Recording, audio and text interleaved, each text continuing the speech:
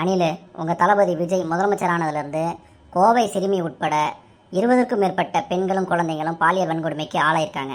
ஆனால் அதை பற்றி ஒரு வார்த்தை கூட உங்கள் தளபதி பேசவே இல்லை. இப்போ என்னடான்னா, உன் கட்சியை சார்ந்த 2 பொறுக்கி பயலால் ஒரு பெண்ணு கூட்டு பாலியல் வன்கொடுமைக்கு ஆளாயிருக்கா. இது பற்றியும் பேசாமல் கள்ளமௌனம் காத்தா என்ன அர்த்தம்? பஞ்சு டயலாக் பேசுறதுக்கு மட்டும்தான் உங்கள் தளபதி வாயை திறப்பாரா? மக்கள் பிரச்சனையை பற்றி பேசவே மாட்டாரா? இப்படி மக்களுடைய பிரச்சனை எதையும் பேசாமல் அமைதியாக இருக்கிறதுக்கு எதுக்கு ஒரு முதலமைச்சர்? சகோ, யாரோ 2 பேர் பண்ணதுக்கு எங்கள் தளபதி எப்படி பொறுப்பாவார்? என்னது, யாரோ 2 பேரா?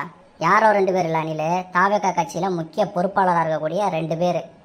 அவங்க ஆளுங்கட்சியில் பொறுப்பாளராக இருக்காங்க அப்படின்றத நம்பித்தான் அந்த பொண்ணு பணம் கொடுத்துருக்கு, வேலை வாங்கி தரேன்னு சொன்னோன்னே கூட போயிருக்கு. அதை பயன்படுத்திக்கிட்டு அந்த பொண்ணை இவங்க கூட்டு பாலியல் வன்கொடுமை பண்ணியிருக்காங்க. நல்லா யோசிச்சுப்பார். திட்டமிட்டு மயக்க மருந்து கொடுத்து பாலியல் வன்கொடுமை பண்ணுறாங்கன்னா இவங்க எவ்வளோ பெரிய அயோக்கியத்தனமான பொறுக்கி பயல்களாக இருந்திருப்பாங்கன்னு யோசிச்சுப்பார். இந்த பொறுக்கி பயல்களை கண்டித்து கூட அவங்க விஜய் பேச மாட்டாருன்னா என்ன அர்த்தம்? சகோ, இப்போ தான் அவர் ஆட்சி அதிகாரத்துக்கு வந்திருக்காரு. அந்த ஒரு மனுஷன் என்ன தான் பண்ண முடியும் சொல்லுங்கள்? அந்த ஒத்த மனுஷன் தான் அணில் இன்றைக்கி தமிழ்நாட்டில் நடக்கக்கூடிய பல பிரச்சனைக்கு காரணமாக இருக்காப்புல. நீயே மனசாட்சியை தொட்டு சொல்லு. விஜய்ன்ற நடிகன் மட்டும் இல்லைன்னா தாவேகா கட்சியில் இத்தனை எம்எல்ஏக்கள் ஜெயிச்சிருக்க முடியுமா? தங்களோட தொகுதியில் யார் வேட்பாளர், அவங்களுடைய பேர் என்ன, அவங்க மீது என்ன கிரிமினல் வழக்கு இருக்குது அப்படின்றத பற்றியெல்லாம் கவலைப்படாமல் விஜய்ன்ற நடிகனை நம்பித்தானே மக்கள் எல்லோரும் ஓட்டு போட்டாங்க. அப்போ அந்த நடிகன் தானே எல்லாத்துக்கும் பொறுப்பேற்றுக்கணும்.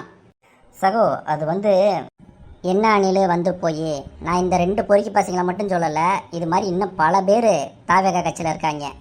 அதுபோக தாவேகா கட்சியில் இப்போ எம்எல்ஏவாக இருக்கவங்க மீது கூட மோசமான கிரிமினல் வழக்கெல்லாம் இருக்குது. ஒரு நடிகனை நம்பி கிரிமினல்களை தேர்ந்தெடுத்தனுடைய விளைவை இன்றைக்கி தமிழ்நாட்டு மக்கள் அனுபவிச்சுட்டு இருக்காங்க.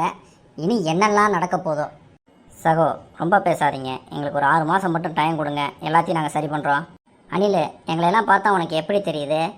கிரிமினலை பூரா கூட வச்சுக்கிட்டு 6 மாதம் டைம் கொடுத்தா மட்டும் அறுத்து தள்ளிடுவியாக்கும்.